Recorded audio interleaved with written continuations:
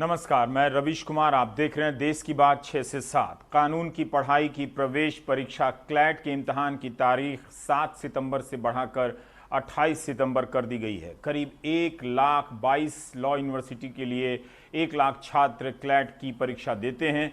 दूसरी तरफ supreme court ने 30 सितंबर तक फाइनल ईयर की परीक्षा कराने के मामले में फैसला दिया है कि इम्तहान होंगे। यूनिवर्सिटियां यूजीसी से बात कर तारीखों में छूट ले सकती हैं, मगर बगैर इम्तहान के कोई प्रमोट नहीं किया जाएगा। इसका मतलब है अब इम्तहानों का दौर शुरू होने जा रहा है। इन इम्तहानों को लेकर जो आशंकाएं जताई गई थीं, अब उनके आधार पर कोई राहत नहीं मिलने जा रही है, तब भी नहीं जब भारत में मरने वालों की संख्या कोरोना से 61,500 से अधिक हो चुकी है। 3 दिनों से हर दिन 1,000 से अधिक लोगों की मौत हो रही है। 24 घंटे में 77,266 से अधिक नए मामले सामने आए हैं, जो अब तक का सबसे बड़ा रिकॉर्ड है। पिछले 24 दिनों से दुनिया भर में कोरोना के सबसे अधिक मामले भारत में ही आ रहे हैं। 6 राज्यों ने सुप्रीम कोर्ट में नीट और जेईई की परीक्षा न कराने को लेकर पुनर्विचार याचिका दायर की है। कांग्रेस पार्टी ने इस परीक्षा को लेकर अपना प्रदर्शन तेज कर दिया है। आज कई राज्यों में कांग्रेस और उसके छात्र संगठन एनएसयूआई ने परीक्षा न कराने को लेकर धरना प्रदर्शन किया है। राजस्थान में सचिन पायलट ने भी ऐसे एक प्रदर्शन में हिस्सा लिया। दिल्ली, तमिलनाडु, देहरादून, हैदराबाद, पटना, बेंगलुरु, अहमदाबाद, महाराष्ट्र सहित कई जगहों पर कांग्रेस का प्रदर्शन हुआ है। विपक्षी दलों की तरफ से दायर याचिका में कहा गया है कि नीट और जेईई के छात्रों की सुरक्षा को सुरक्षित कराना और छात्रों के जीने के अधिकार को बचाना जरूरी है। परीक्षाएं कराने में तमाम लॉजिस्टिकल कठिनाइयों को ध्यान में नहीं रखा गया। ये परीक्षाएं कराई गई तो छात्रों के स्वास्थ्य के साथ बड़ा खिलवाड़ होगा। साथ ही समाज का एक बड़ा तबका कोरोना के खतरे में आ सकता है। ये परीक्षाएं ऐसे समय पर कराई जा रही हैं जब देश में कोरोना से 61,000 से ज्यादा मौतें हो चुकी हैं। अप्रैल में परीक्षाएं टाली गई थीं, तब कोरोना के काफ़ी कम मामले थे, लेकिन अप्रैल से अगस्त के बीच कोरोना के मामले में 33 लाख से अधिक हो गए हैं। राहुल गांधी ने भी वीडियो बयान जारी किया है, परीक्षा के विरोध की बात कही है। Brothers and sisters, good afternoon. You're the future of this country. You're the students, and you are going to take this country to new heights. Everybody understands what has happened over the last 3 or 4 months. Everybody understands the mishandling of COVID, the way the epidemic has been handled, the devastation that has been caused, the economic destruction, the pain that this country has had to bear. Now, what I don't understand is why you should be held responsible and why further pain should be imposed on you. I don't understand what you have done that is wrong. I can clearly see that the government has been incompetent. So why should the government force anything on you? It's important that the government listens to the students. They're wise. They have the interest of this country at heart. And any decision that is made with regards to these exams is made after a conversation and after a consensus has been developed. And this is my message to the government of India. Please, you have already caused enough destruction to them. You have hurt the students of this country. Please listen to them. Have a conversation and resolve this issue peacefully. अब आप सोचिए, CLAT में भी 1 लाख बच्चे इम्तहान देते हैं। 22 law university हैं इस देश में। क्लैट अपनी परीक्षा आगे बढ़ा देता है, उसकी तारीख 7 सितंबर की जगह 28 सितंबर कर देता है। तो नीट के साथ क्यों नहीं हो सकता था? 20-30 हज़ार बच्चे खाड़ी के देशों में फंसे हुए हैं। उनके आने की अभी तक कोई व्यवस्था नहीं हुई है, कोई रिकॉर्ड नहीं दिया गया है कि वो यहाँ आ चुके हैं। पर्याप्त मात्रा में हवाई जहाज़ चल रहे हैं, लेकिन फिर भी यहाँ वहाँ से जहाज़ों को लेकर दिक्कतें आ रही हैं और परीक्षा कराने की जिद है। समाजवादी पार्टी के नेता अखिलेश यादव ने भी ट्वीट कर बीजेपी से कुछ सवाल पूछे हैं। जेईई नीट की परीक्षा कराने पर आमदा भाजपा बताए कि इस परीक्षा के बाद किस तारीख से संस्थानों को खोलेगी, कब चयन की प्रक्रिया पूरी होगी, कब से क्लासेस शुरू होंगी। जब ये तय नहीं है तो सरकार किसके दबाव में ये हड़बड़ी कर रही है। उधर इंडियन एक्सप्रेस में रितिका चोपड़ा ने लिखा है कि नीट और जेईई की परीक्षा कराने वाली एजेंसी एनटीए अपनी तैयारियों में जुट गई है। एक्सप्रेस की रिपोर्ट के अनुसार 10 लाख मास्क और ग्लव्स खरीदे जा चुके हैं। 6,000 लीटर सैनिटाइजर की व्यवस्था की गई है। पूरे देश में 600 से अधिक केंद्रों पर यह परीक्षा होगी। 1300 इंफ्रारेड थर्मामीटर गन्स हैं, 3300 स्प्रे बॉटल खरीदे गए, एकदम परचून का सामान जैसे होता है दाल, धनिया, लहसुन, डेटॉल, साबुन, है ना, टूथपेस्ट, इस तरह की लिस्ट दी जा रही है ताकि खबरें भी बड़ी हों। बहरहाल इन तैयारियों पर 13 करोड़ का अतिरिक्त खर्चा आएगा, ये भी बताया गया है। 1 से 6 सितंबर के बीच जेईई मेंस की परीक्षा होगी, 13 सितंबर को नीट की परीक्षा होगी। 507 केंद्रों पर जेईई की परीक्षा होगी और इसके लिए 8 शिफ्ट की जगह 12 शिफ्ट में परीक्षा लेने का प्लान बनाया गया है।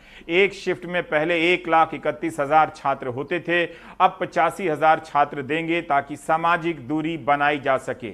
इन बातों के बाद भी छात्रों की आशंकाएं कम नहीं हो रही हैं। दरभंगा से एक छात्र मुशर्रफ ने पत्र लिखा है कि मैं दरभंगा में रहता हूं, मेरा सेंटर पटना है जो 250 किलोमीटर दूर है। मैंने एडमिट कार्ड डाउनलोड कर लिया है, बस और ट्रेनें बंद हैं, मैं अपना सेंटर कैसे पहुंचूंगा? टैक्सी वाले से बात की तो वह 10,000 रुपए मांग रहा है, मैं नहीं दे सकता। हमने 15 दिनों तक लगातार ट्विटर पर ट्रेंड कराया है मगर कुछ नहीं हुआ है। आप और भी बातें सुनिए छात्रों की। कोरोना पॉजिटिव और सर मैं टेस्ट देने चाहूँगा अगर पोस्टपोन नहीं हुआ, और आई रियली डोंट नो कि मैं किस किस को ये चीज़ स्प्रेड करूँगा, क्योंकि कोई ये नहीं सोच रहा है। एवरीवन जस्ट थिंक अबाउट कि हम सेंटर पे पहुँच जाएंगे and after that also be everything follow, but उसका क्या कि हम जिस रास्ते से आएंगे, आई मीन जहाँ से आएंगे, हम कितना स्प्रेड कर सकते हैं, यू जस्ट नो। अभी कुछ दिन पहले सीईटी का एग्ज़ाम बेंगलोर में हुआ, वहाँ पे काफ़ी बच्चे कोरोना पॉजिटिव हो गए। यूएस में स्कूल को खोल के 2 हफ्ते बाद ही बंद करना पड़ा क्योंकि 95 के वहाँ पे कोविड पेशेंट हो गए, बच्चे को कोरोना हो गया। और अगर हम लोग एग्ज़ाम देने जाते हैं और हमसे अगर मेरे फैमिली को किसी को हो जाता है कोरोना, मेरे माँ या बाप को या मेरे जिसको भी दादी या जिसको भी, अगर वो लोग को कुछ हो जाता है, वो लोग मर जाते हैं, तो उसका जिम्मेदार कौन होगा? एनटीए होगी या गवर्नमेंट होगी या हमारे रमेश पोखराल होंगे? जॉइंट फैमिली के साथ रहता हूँ। मेरे माता पिता जो हैं, मेरे फादर को किडनी में प्रॉब्लम है और मेरे दादाजी को डायबिटिक पेशेंट्स है, मेरी दादी भी डायबिटिक पेशेंट्स है। तो सर मैं कह रहा हूँ कि कोरोना चल रहा है सर, कोई मजाक नहीं चल रहा है सर। एग्ज़ाम सर पोस्टपोन तो होना चाहिए, ये हम कहना चाहते हैं। अगर हम मान लीजिए कि मेरे को इन्फेक्शन हो जाता है और मैं बच गया, तो क्या ये ज़रूरी है कि मेरी फैमिली बच जाए? केसेस कोरोना के दिन ब दिन बढ़ते जा रहे हैं। कई इलाके बाढ़ से भी पीड़ित हैं और बिहार में केवल 2 ही सेंटर हैं, पटना और गया। तो इस तरह से जैसे हर बार एग्ज़ाम होते हैं पटना और गया, तो इस बार भी सेंटर्स की संख्या नहीं बढ़ाई गई। तो कैसे विद्यार्थी सामाजिक दूरी का पालन करते हुए एग्ज़ाम्स देंगे, ये तो मुझे कहीं से भी समझ नहीं आ रहा। I wrote common entrance examination which was held in July 30th and 31st. My examination center was not much hygienic enough and students did not maintain social distancing because students' life is more important than examination. If not this year, next year they can do it and they can crack the examination. By conducting the exams, not only are the students' lives being placed at risk, but also their entire families. Secondly, the pressure of the exam combined with the stress caused by the pandemic has ensured that most students are not in the best frame of mind. We cannot possibly give this exam our best shot. I sincerely hope that the exams get postponed to a time when things are less chaotic and more stable and safe. छात्रों के भी अपने तर्क हैं। एक छात्र ने कहा कि सब कोई मास्क पहन रहा है तो इसका मतलब ये नहीं कि सब कोई कोरोना का स्वागत कर रहा है। उसी तरह से ये कहना उचित नहीं कि एडमिट कार्ड डाउनलोड कर लिया तो इसका मतलब सब इम्तहान चाहते हैं। जिस तरह से नेशनल टेस्टिंग एजेंसी परचून की लिस्ट जारी कर रही है मीडिया में कि 300 लीटर सैनिटाइजर आ गया है, इतने मास्क आ गए हैं, एनटीए को एविएशन मंत्रालय से पूछना चाहिए, नागरिक उड्डयन मंत्रालय से, कि खाड़ी के देशों में, विदेशों में 20-30 हज़ार जो छात्र हैं, कितने छात्रों ने, उसे सही संख्या बतानी चाहिए कि वहां से उन्हें आना है। उन्होंने जेईई और नीट का फॉर्म भरा है, उन्हें बताना चाहिए वंदे भारत एक्सप्रेस योजना से पूछकर कि कितने ऐसे छात्रों को टिकट मिले हैं।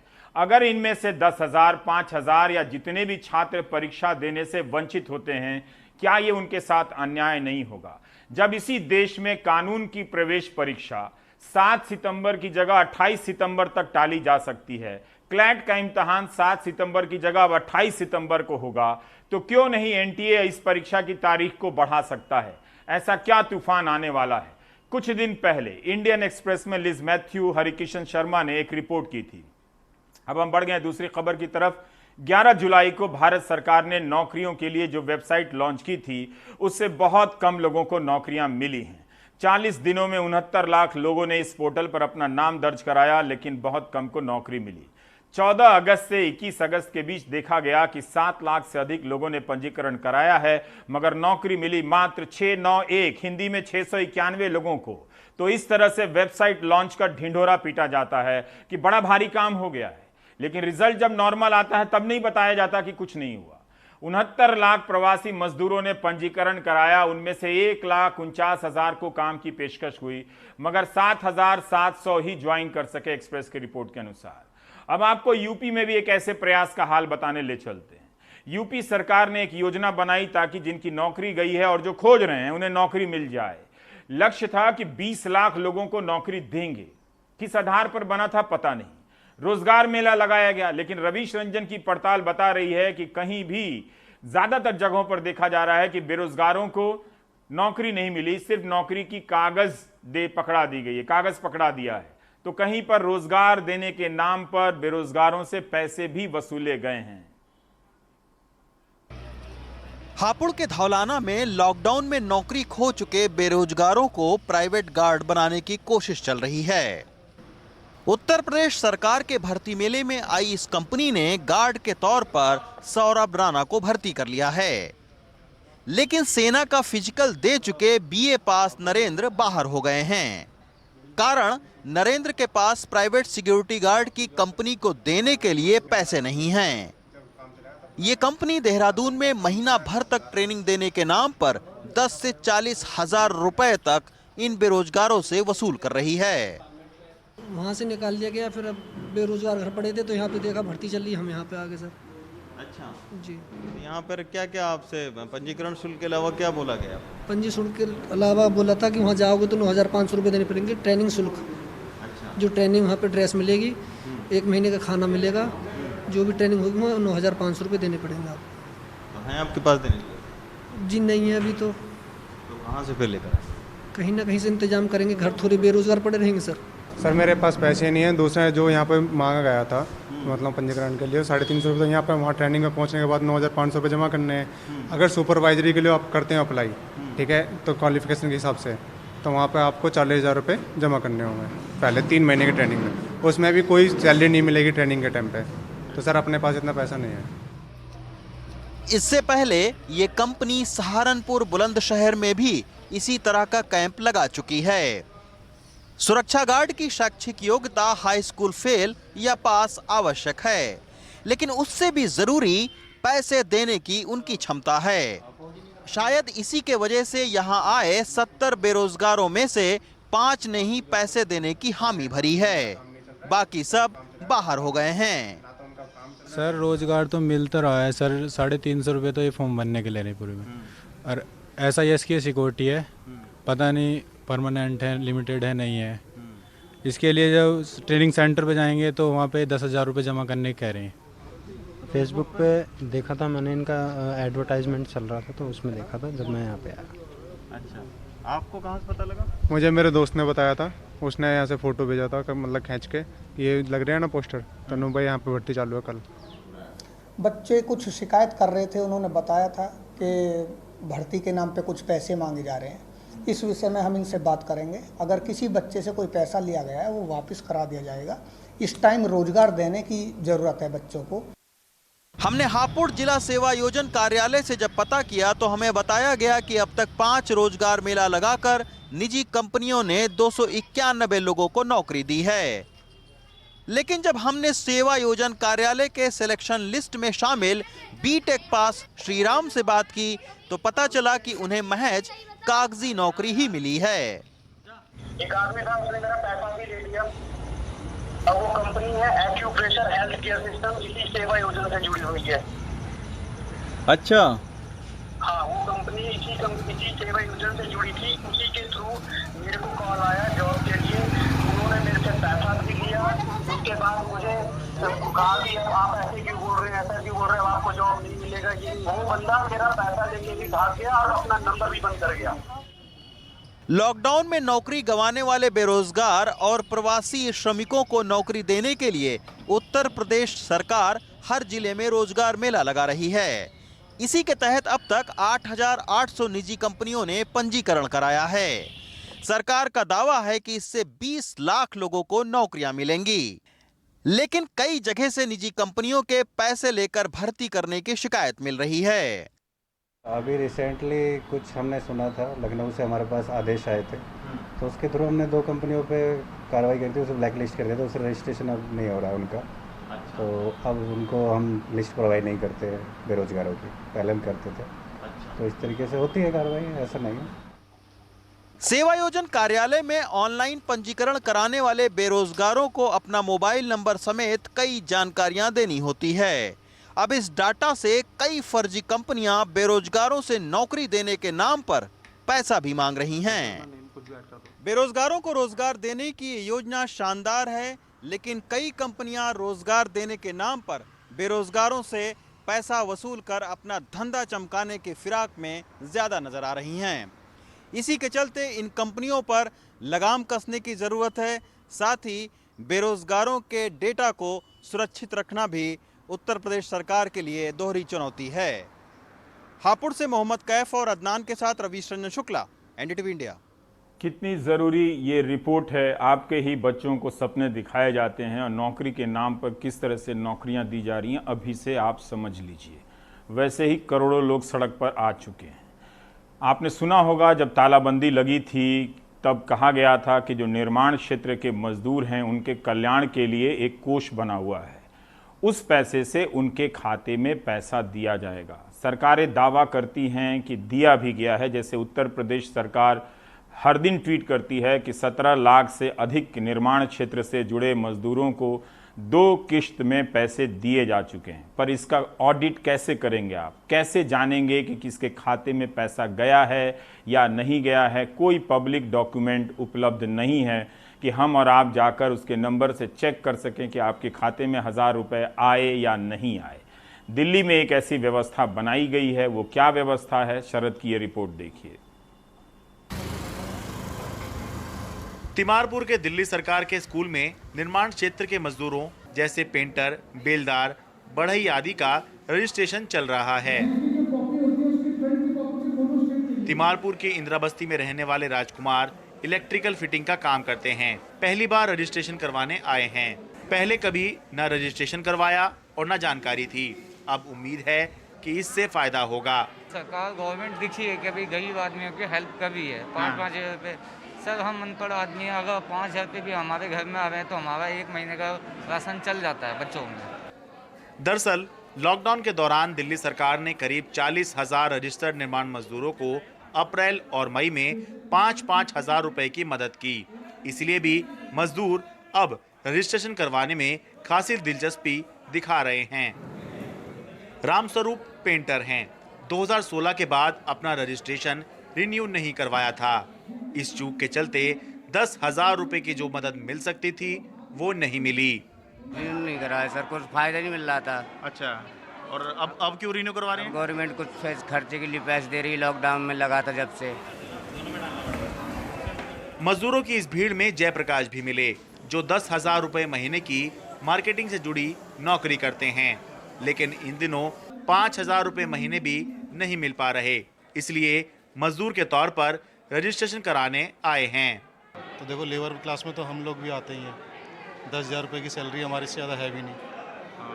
तो अब 10,000 में खाएं, कमाएं, क्या करें, क्या ना करें, बस यही है। और लॉकडाउन की वजह से और ज़्यादा दिक्कत है, क्योंकि 15 दिन काम करना पड़ता है, 15 दिन छुट्टी है। अच्छा, तो उसमें हाफ पेमेंट ही मिलती है हमारे को, पूरे पैसे भी नहीं मिलते। अच्छा, 10,000 भी नहीं मिल रहे, 5,000 ही मिल रहे हैं। डे के हिसाब से मिलते हैं। दिल्ली सरकार के श्रमिक कल्याण बोर्ड में रजिस्ट्रेशन के कई फायदे हैं। मकान के लिए 3 लाख रुपए तक का लोन, काम के दौरान जान जाने पर 2 लाख रुपए का मुआवजा, बच्चों की पढ़ाई और शादी में आर्थिक मदद, चिकित्सा और पेंशन की भी व्यवस्था। आपका रिन्यू है, क्या है, नया है कि रिन्यू है? लॉकडाउन के समय दिल्ली में केवल 40,000 मजदूर रजिस्टर्ड थे, लेकिन अब तक 74,000 और मजदूर खुद को रजिस्टर्ड करवा चुके हैं। इस तरह से मजदूरों का रजिस्ट्रेशन कराने से सरकार और मजदूरों दोनों को ही फ़ायदा है। मजदूरों को ये फ़ायदा है कि जो मजदूर अभी सिस्टम में नहीं है वो सिस्टम में आ जाएंगे और सरकार से ज़रूरत पड़ने पर मदद ले सकेंगे। और सरकार को ये फ़ायदा है कि सरकार के पास मजदूरों का औपचारिक डेटा आ जाएगा, जिसके आधार पर वो मजदूरों के लिए तरह तरह की योजनाएं बना सकती है, उसको आसानी होगी। दिल्ली से अपने कैमरा पर्सन मोहम्मद खैफ खान के साथ मैं Sharad Sharma, NDT media. Federation of associations in Indian tourism and hospitality FAITH ने सरकार को पत्र लिखकर बताया है कि पर्यटन और सत्कार क्षेत्र से जुड़ी कई कंपनियां, कई व्यवसाय अब कंगाल, दिवालिया होने के कगार पर पहुंच गए हैं और इस व्यवसाय से जुड़े करीब 4 करोड़ लोग बेरोजगार होने जा रहे हैं। इतनी बड़ी विकराल समस्याएं हमारे सामने खड़ी हैं, मगर न्यूज़ चैनल तरह तरह से एंगल ढूंढ रहे हैं आपके दिमाग में भरने के लिए कि सुशांत सिंह राजपूत के केस में क्या हुआ। देख लीजिए, फिर आप लौट कर आएंगे यहीं पर। देखिए होशियारपुर में अस्पताल में क्या हो रहा है कोविड के नाम पर। साडे सिविल हॉस्पिटल गढ़शंकर विखे 8 स्टाफां ते एक फार्मासिस्ट ते एक LT ते टोटल कुल मिला के 10 स्टाफ मैंबर जिहड़े आ पॉजिटिव आए थोड़े समय दे विच।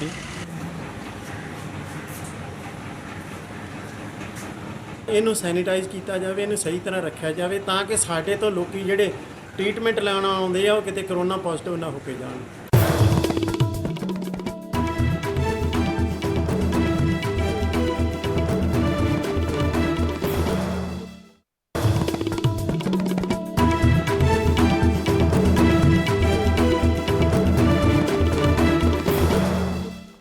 वैज्ञानिक रूप से यह जानना बहुत ज़रूरी है कि चुनावों के दौरान जो नेता आसमानी वादे करते हैं, चुनाव के बाद पहले कौन भूलता है? जनता भूल जाती है या नेता पहले भूलते हैं? लेकिन एक बात तय है, अनुराग द्वारी नहीं भूलते हैं, तो इसलिए वो भूली हुई यादों की याद दिला रहे हैं अपनी इस रिपोर्ट में।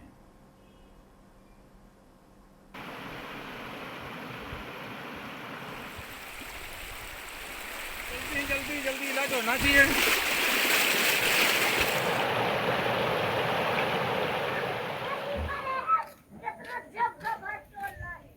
ये उमरिया जिले का अतरिया गांव है। करीब 100 बैगा आदिवासियों का परिवार रहता है। 10 साल पहले बने मुख्यमंत्री ग्रामीण सड़क मार्ग के दोनों पुल टूट चुके हैं। बरसात में किसी को प्रसव पीड़ा हो, कोई बीमार हो तो नदी नाले ऐसे ही चारपाई से पार होते हैं। नदी की समस्या हो जाता है सर, ऐसे ले जाते हैं नदियाँ पार कर, कहीं ज़्यादा आ जाते हैं बीमारी तय खत्म हो जाते हैं गांव पे। कौनो केस पर जाते डिलीवरी है, को नंग है, बुखार है, जब लेके जाए थे अपन साइकिल कारण की खटिए मचिए साजन तो लेके गायन मान रोड पहुँचायन, वहाँ फिर आव थे गाड़ी तबाह के वहाँ से ले जाते नहीं कहूँ अध बीच कहूँ डिलीवरी आध बीच हो गया, कहूँ बीमार बता आध बीच खातिर मर गए, हिरा गए, हो गए पहुँच नहीं पावा हॉस्पिटल। डिलीवरी में तो आऊ है परेशानी, यदि आप आ नहीं पावे गाड़ी कुछ गाड़ी घोड़ा अब क्या हम ले जाई, कहूँ गली घाट में यदि दुर्घटना हो गई अब कहाँ गाड़ी न वाहन कुछ नहीं आ पावे। यहाँ मान ला कि नदी आ गए तो हो गए कुछ भी काम हुआ पार, लेकिन अब हम जा नहीं सकी नदी के मारे। धार के गंधवानी विधानसभा में करीब 12 गांवों के आदिवासियों को बरसात में मान नदी परेशान करती है। बड़गांव बड़कला की ये महिला ऐसे ही अस्पताल जाएंगी, युवा तैर कर इंतजाम करते हैं।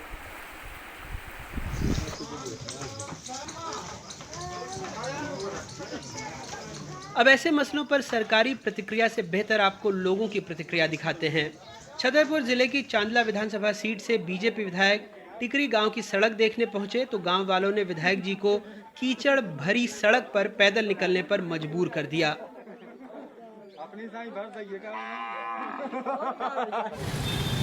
अब नेताजी की शान में गुस्ताखी हुई सो कहते हैं गलती गांव वालों की है, वही निराकरण करें।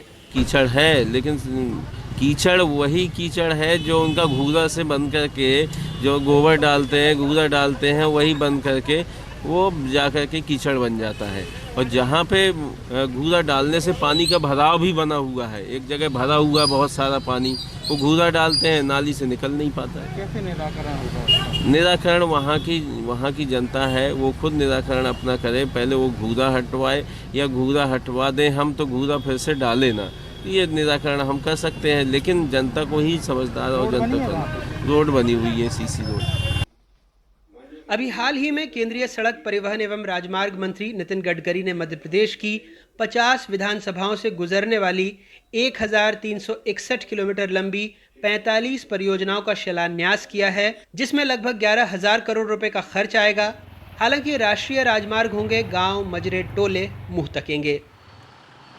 ग्रामीण विकास मंत्रालय की पीआरसी में मध्य प्रदेश की सड़कों को ग्राम सड़क योजना के तहत सर्वश्रेष्ठ माना गया है, लेकिन तस्वीरें हमने आपको दिखा दी हैं। ताली थाली और हकीकत में कुछ तो फ़र्क होता ही है। आंकड़ों में देखेंगे तो देश ऐसे ही सुंदर दिखता है, the village is so beautiful type, लेकिन असल में देश की तस्वीर ये है। उमरिया से एजाज, छतरपुर से अरविंद, धार से साबिर, भोपाल से रिजवान खान के साथ अनुराग द्वारी, NDTV इंडिया। आंकड़ों में वाकई देश सुंदर लगता है। आप मंत्रियों के ट्विटर हैंडल पे चले जाइए तो लगेगा सब कुछ अच्छा ही है। ये अनुराग द्वारी शायद किसी और देश की रिपोर्टिंग कर रहे हैं। वैसे रेल मंत्री पीयूष गोयल के ट्विटर हैंडल पर जाएंगे तो लड़के चीख रहे हैं कि 2018 में आपने असिस्टेंट लोको पायलट की परीक्षा का विज्ञापन निकाला था, ये अगस्त 2020 बीतने जा रहा है, रिजल्ट आ गया, वो पास कर चुके हैं, उनकी ज्वाइनिंग ट्रेनिंग कब कराएंगे? सोचिए, दिन रात करते हैं और मंत्री जी हैं कि जिद पर हैं कि जवाब ही नहीं देंगे, उन्हें किसी तरह का आश्वासन नहीं देंगे। सोहित मुंबई के आरे कॉलोनी से एक रिपोर्ट लेकर आए हैं। मुंबई शहर के एक हिस्से से कि वहाँ उस शहर को आपको लगता हो कि मुंबई में सबके पास स्मार्टफोन है, ऑनलाइन पढ़ाई सब कोई कर रहे होंगे, मगर इस ऑनलाइन बाजी ने देश के आधे से अधिक बच्चों को पढ़ाई से दूर कर दिया है। बीच शहर मुंबई में, मुंबई के बीचों बीच बसे आरे में रहने वाली कविता बरब ने कभी पढ़ाई नहीं की, पर वो चाहती हैं कि उनकी बेटी खूब पढ़े। बेटी का नाम शिक्षा रखा। शिक्षा अब कक्षा 3 में पढ़ती हैं। पढ़ाई में अच्छी हैं, पर आर्थिक हालात ने परेशानी बढ़ा दी। स्कूल ने कोरोना के कारण पढ़ाई ऑनलाइन शुरू की है। घर पे शिक्षा के पिता मजदूरी करते हैं, इतने पैसे नहीं हैं कि स्मार्टफोन ले सकें, इसलिए अब शिक्षा की पढ़ाई रुक गई है। लॉकडाउन के बाद से पढ़ाई रुक गई है। मोबाइल नहीं है तो पढ़ाई नहीं हो पाती है। हमारे पास जो पैसा आता है उससे हम घर चलाते हैं, मोबाइल खरीदने के पैसे नहीं हैं। 7 साल की अस्मिता की कहानी और भी दुखद है। 3 महीने पहले माँ चल बसी, वो अब अपने बड़ी माँ के साथ रहती हैं। घर में गैस खरीदने के पैसे नहीं हैं, खाना चूल्हे पर बनता है, तो फिर स्मार्टफोन कहाँ से लें? गरीब के पास मोबाइल फोन कहाँ से आएगा? हमें पता भी नहीं है कि उन्हें कैसे सिखाना है। हमने कभी इस तरह के फोन का इस्तेमाल नहीं किया। जिसके पास फोन है वो पढ़ रहा है, हमारे पास नहीं है इसलिए हम नहीं पढ़ रहे। कक्षा 9 में पढ़ने वाले विक्की की माँ आरे में ही खेती का काम करती हैं और लकड़ी काट कर बेचती हैं। उनकी कहानी भी ऐसी ही है। साहिल के पास फोन जरूर है, पर घर में 2 भाई हैं और फोन एक। पढ़ाई अधूरी रह जाती है, नेटवर्क की परेशानी अलग है। अब फोन नहीं है, इसलिए मैं बेटे को कहती हूँ कि किसी दोस्त से सीख लो या पता लगाओ कि क्या पढ़ाया जा रहा है। वो नहीं जाता है, उसे शर्म आती है कि फोन नहीं है। 2 बच्चे तो मेरे बच्चों का दो ही टाइम पे सेम आता है क्लास। अच्छा, तो दोनों का क्लास एक साथ हो जाता है? एक साथ होता है तो नहीं होता है। केवल आरे के मोर्शीपाड़ा गांव में कक्षा 5 के ऊपर पढ़ने वाले 27 बच्चे हैं जिनके पास स्मार्टफोन नहीं है। आरे में ऐसे 27 आदिवासी गांव हैं और सभी जगह हालात ऐसे ही हैं। इसलिए अब बच्चे केवल खेलते हुए नजर आ रहे हैं। सवाल यही कि जब मुंबई के बीचों बीच बसे आरे में हालात ऐसे हैं तो दूसरे जगहों पर हालात कितने बुरे होंगे। केवल आरे के मोर्शीपाड़ा में शिक्षा की तरह ऐसे 27 बच्चे हैं जिनके पास मोबाइल फ़ोन नहीं है, इसलिए वो पढ़ नहीं पा रहे हैं। आरे में इस तरह के कुल 27 आदिवासी पाड़ा यानी 27 आदिवासियों के गांव हैं, जहां पर न जाने ऐसे कितने बच्चे हैं जिनका भविष्य इसलिए अधर में है क्योंकि उनके पास मोबाइल फ़ोन नहीं है। माँ बाप बच्चों को पढ़ाना चाहते हैं, पर उन्हें नहीं पता कि जब आर्थिक हालात ख़राब हों तो बच्चों को किस तरह से पढ़ाएं। मुंबई से कैमरा पर्सन प्रवीण जिरोहित के साथ सोहित मिश्रा, एनडीटीवी इंडिया। संसद का मॉनसून सत्र शुरू होने जा रहा है। खबर आई है कि जो भी सांसद आएंगे सदन में उन्हें RT-PCR टेस्ट कराना होगा। तो जब सदन में 500-600 लोग, 1000-2000 लोग पूरी बिल्डिंग में आते होंगे, उनके लिए RT-PCR टेस्ट है। अब आप सोचिए कि 28 लाख बच्चे जिनके पास गाड़ियां नहीं है, 10-10 हज़ार टैक्सी वाले वसूल रहे हैं, वो इम्तहान देने जाएंगे नीट और जेई के। तो उनका भी RT-PCR होना चाहिए कि नहीं होना चाहिए उस तर्क से। और जब इस देश में जब एक क्लैट की परीक्षा रद्द हो सकती है, 7 सितंबर की जगह 28 सितंबर को बढ़ाई जा सकती है, तो नीट और जेई को लेकर क्या जिद है। तो एक बात है कि देखिए, सांसद अपनी पेंशन का इंतजाम उन्होंने किया, बाकियों का पेंशन खत्म करके, ये बहुत अच्छा काम किया। जो भी अपनी सुविधा का हो हमेशा सबसे पहले वही करना चाहिए। तो सांसदों ने ठीक किया, पेंशन की व्यवस्था कर ली, और सदन में आने के लिए उनके लिए क्या बढ़िया व्यवस्था है कि RT-PCR टेस्ट का इंतजाम होगा। आप चले जाइए किसी भी गाड़ी से कोरोना के खतरे का मोल लेते हुए इम्तहान देने के लिए। Best of luck. उधमपुर से रिपोर्ट देखिए। Best of luck.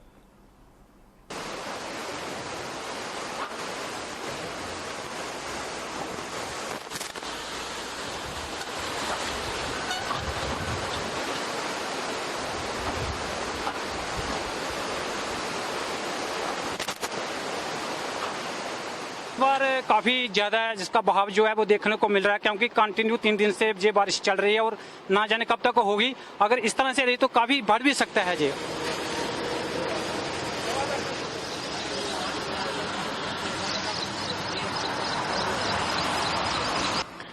तो हमारे पास माल जो है गाड़ियों में, अंडे सब्जी है, फ्रेश माल है।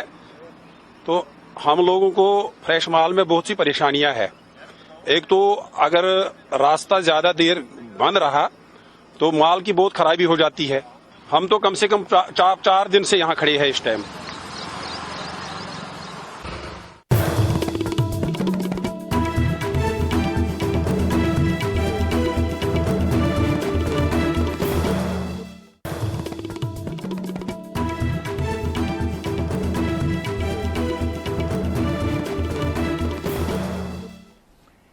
यूपी और बिहार, इन दोनों राज्यों में हत्या के कई कारण होते हैं, मगर कुछ कारण हमेशा स्थायी होते हैं, बल्कि हत्या से पहले के कारण होते हैं। ज़मीनी विवाद और आपसी विवाद, इन दो कारणों को बताते हुए इस तरह से मामला प्रस्तुत अपने आप हो जाता है कि जैसे जायज़ बात है इस तरह की आपराधिक घटनाओं का होना।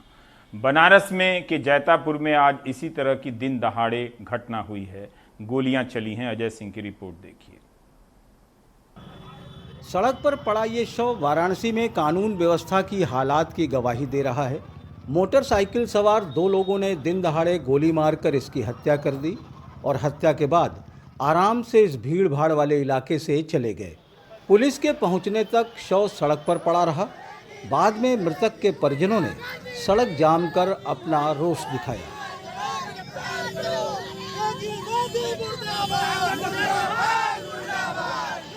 शिवपुर के रहने वाले संजय सिंह सुबह करीब 10 बजे अपने साथी दीपक के साथ बाइक से वाराणसी सिटी स्टेशन से चौका घाट की तरफ जा रहे थे।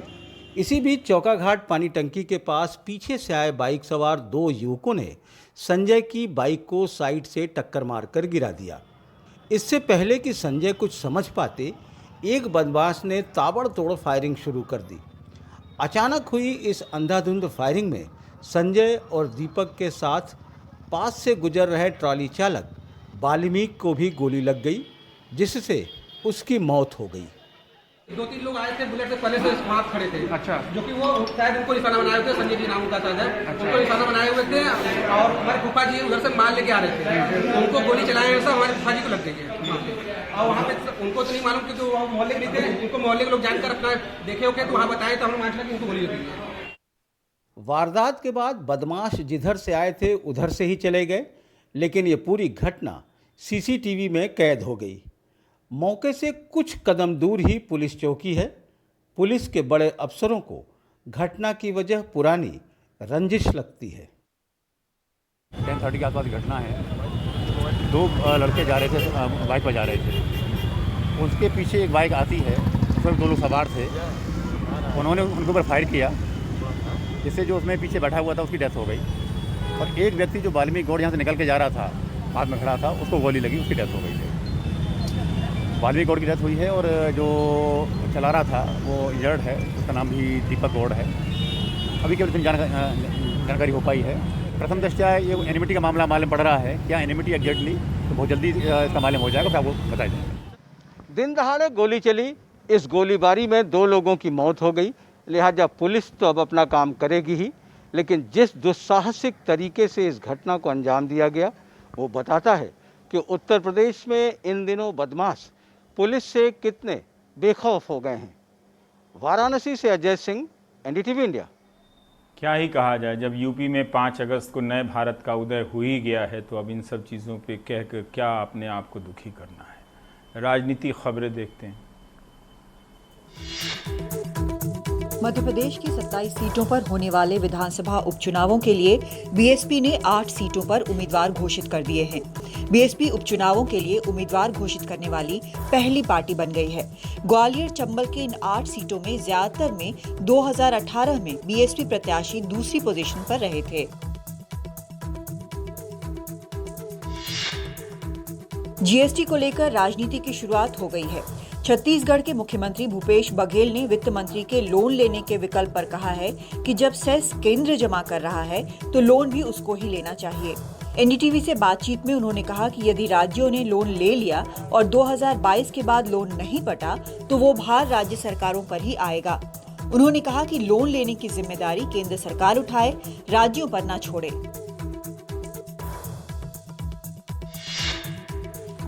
लोकसभा के मॉनसून सत्र के लिए तैयारियां जोरों पर हैं। कोरोना के दौर में ठीक-ठाक सत्र कराने के लिए हर कोशिश हो रही है। सारी तैयारियां गाइडलाइंस के आधार पर हो रही हैं। लोकसभा के स्पीकर ओम बिरला ने कहा है कि मॉनसून सेशन के दौरान सोशल डिस्टेंसिंग का पूरा पालन होगा। उन्होंने खुद आज स्वास्थ्य विशेषज्ञों के साथ तैयारियों की समीक्षा की।